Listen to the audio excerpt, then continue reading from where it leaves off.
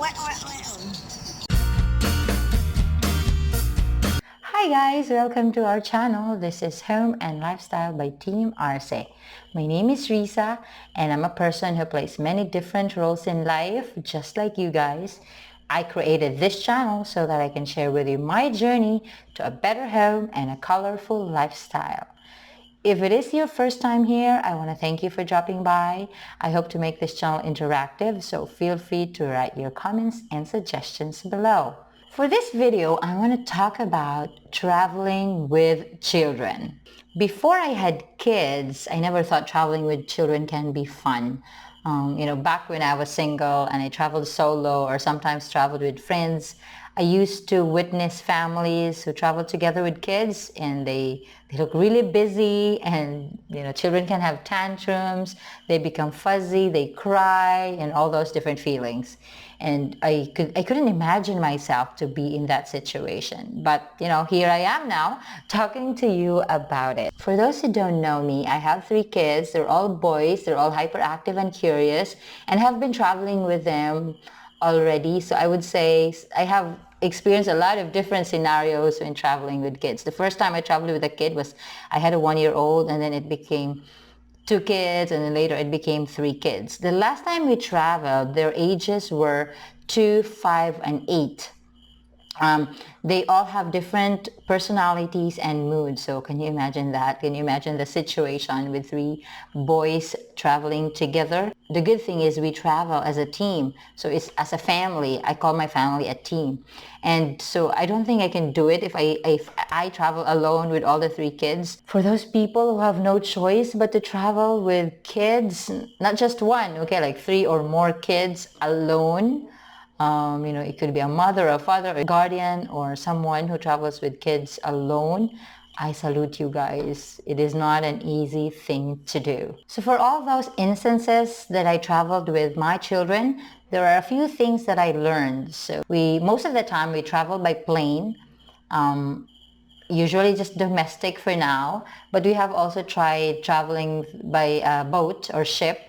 So it's kind of fun, but there are a few things that I learned in traveling with kids. And if there's something that I miss in this video, you can actually add it in the comments below. There are things to do and items to prepare, but it usually depends on the child's age and personality.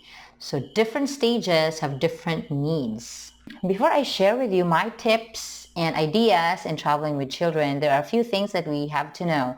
First is about the child that is below 2 years old. We call it the lap child. Anyone below 2 years old or below 24 months old before their 2nd birthday, a child can usually travel for 10% of an adult fare as long as the infant or the child will be on the lap of another passenger for the flight. Some airlines do not charge for a lap child, so you have to check with your airline to find that out. Traveling with a lap child can be uncomfortable, especially for long flights, because you have to carry them the entire time, but you have an option to actually purchase a separate seat for your child, especially if they're a big child, like a 1-year-old. That's a big 1-year-old, and you don't want to carry them in your lap the entire flight. Children can also become uncomfortable. When you book your flight, you have to purchase a separate seat for your child. If you purchased a separate seat for your child, you can also bring a car seat. You just need to inform your airline ahead about it. For babies or infants that are really young, instead of carrying them on your lap, you can book a bassinet. So this is like a hanging basket or a cradle that most airlines have. So they have specific rules on the number of or how long the flight can be before you can book the bassinet. So you check it with your airline. Baby milk is not subject to 100 ml restrictions. So there are specific rules on baby food and milk products, and each airlines may have different policies regarding what you can bring on board. So you need to contact them for that.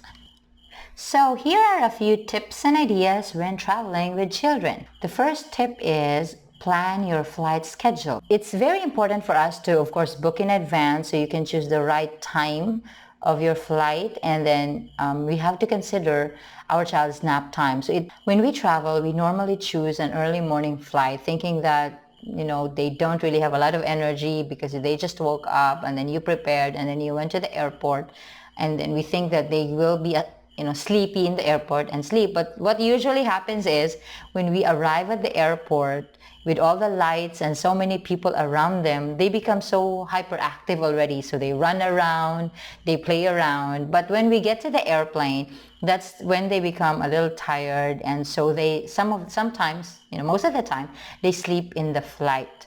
So it's really just up to you. You know your child, you need to consider their waking hours and their nap time, and you can, figure out the best time for you to travel. The second tip is set the mood. You can actually do this at least a day before the flight when you're preparing and making sure everything is set. Make them look forward to that upcoming event and to lessen their stress and anxiety. Tell them the plan, the schedule, so that they will understand and they will take part in the preparation, and they know that they're part of this activity. They know that they're part of this trip. If they're excited and happy, they are most likely easier to manage. But when you say set the mood, it also means you also need to have a good attitude about it, because it reflects on how your child would feel.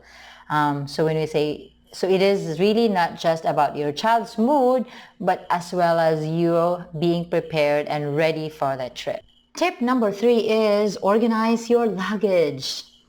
The clothes that we bring for our children depends on the weather, how long will be the trip.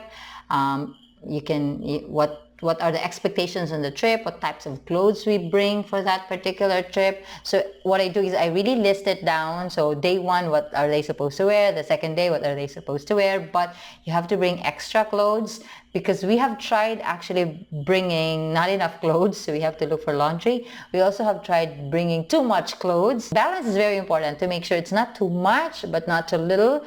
But if you're overly prepared, if there's extra, it's safer. It's always safer if there's more. Most of those clothes usually we check in, right?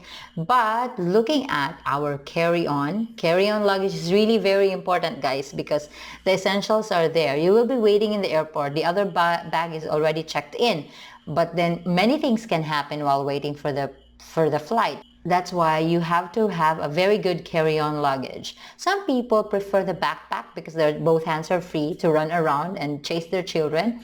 Some people like the sling bag, so it's up to you what type of carry-on you want to choose. But I personally prefer something that has a lot of pockets, so that I can just divide the things, the essential items that I bring, and I know where to place them, and I can just grab and go instead of just looking for them. So it has to be organized.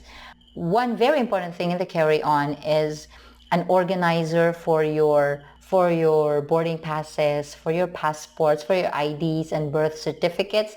So it's just one organizer, so you can just grab it every time you need to present it. That's one.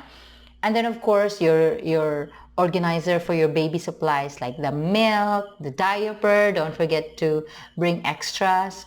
And then you have pacifier if you need it. You have to put it in. These are essential items. So one organizer for that will be good, but you just put it inside the carry-on bag, and you know where to find them. Antibacterial wet wipes or baby wipes are really very important, especially for those who are about those who can start walking already, 1 to 2 years old. They just love to run around, touch everything. So make sure you have antibacterial wet wipes and sanitizers with you all the time, so that every time they touch something, you can always wipe them clean. Face mask if needed, depending on the scenario and the situation, but at this point in time, we need face masks. We also need, sometimes airplanes can be a little cold, so sweaters, extra sweaters, blankets, or something that you can use to cover them when it's already too cold. A neck pillow is also very important for children, especially those who get sleepy and already big. A neck pillow will be helpful for you or the child. I also sometimes bring relaxing oil, the small ones, to make sure it will pass security. Relaxing oil or ointment, so that sometimes they feel dizzy. It can help them ease that feeling. Bring some small medicine kit in case of emergency. At least you have those. So essential items and anti-allergies and all those things can be used. inside your, you can actually bring also in your carry-on luggage. We don't want our carry-on to be very heavy, so small items of everything is very important. Just make sure you have enough for your kids. To add items in our carry-on, tip number 4 is to pack a good amount of snacks. Eating is one way to keep them busy. So snacks are very important. You make sure you bring a good amount of snacks like crackers, biscuits, small cut sandwiches in small packs. I like it in small packs because, healthy snacks if possible, like fruit juices, small ones. Airport snacks can be too expensive and they have very few options. So one of the things to keep our children occupied is snacks. Make sure you bring enough. Tip number 5 is to bring toys and gadgets to keep them occupied and entertained. We have to be ready with these gadgets and toys to avoid boredom. And some parents like to bring art materials like puzzle pieces, surprise toys in a box. So they put it in they wrap toys and then they will surprise the kids on the plane so that they are busy playing with new toys, or books so that they can read, or writing materials, you can write on and color. That's actually good. That's very helpful. I personally do not like the small art materials and puzzle pieces like the Lego, for example, because your child, depending on how your child plays with them, because when they're playing the small pieces and it can fall down, you have to look for them and it's a mess. I don't like that. I never really bring small toys with them on the plane. It's really just up to you. You have to know your child, what they like to do, so you can also do that, especially if it's really a very long flight. You cannot just depend on gadgets all the time, so you can play around those things. Some people put it in a small box and then they just open it and then the child can do some activities while sitting on the plane. Well, for gadgets, electronic gadgets, make sure it is fully charged, and then you have the charger with you in the carry-on, because you'll never know how long it's gonna take the flight. Or you can install new games for them to explore and be busy. But of course, parents, you have to be careful of too much exposure. If it's a very long flight, we cannot just let them play with the gadget the entire time. So probably, you can alternately give them activities on art materials, and then you have the gadget, so you can manage the time that they are facing or using the gadget. That's why I personally like them to just run around the airport before we take off while waiting, and they can also eat. So we can do activities. We have food, we have gadget, we have toys, so that they can behave. So traveling is really fun as long as we are prepared. Parents should be prepared and should have a positive mindset towards it so that it reflects on our child's behavior. Traveling with children can be challenging, but the experiences and adventure can give them lessons to keep for a lifetime. So, are you ready for your next trip? Good luck and see you at the airport.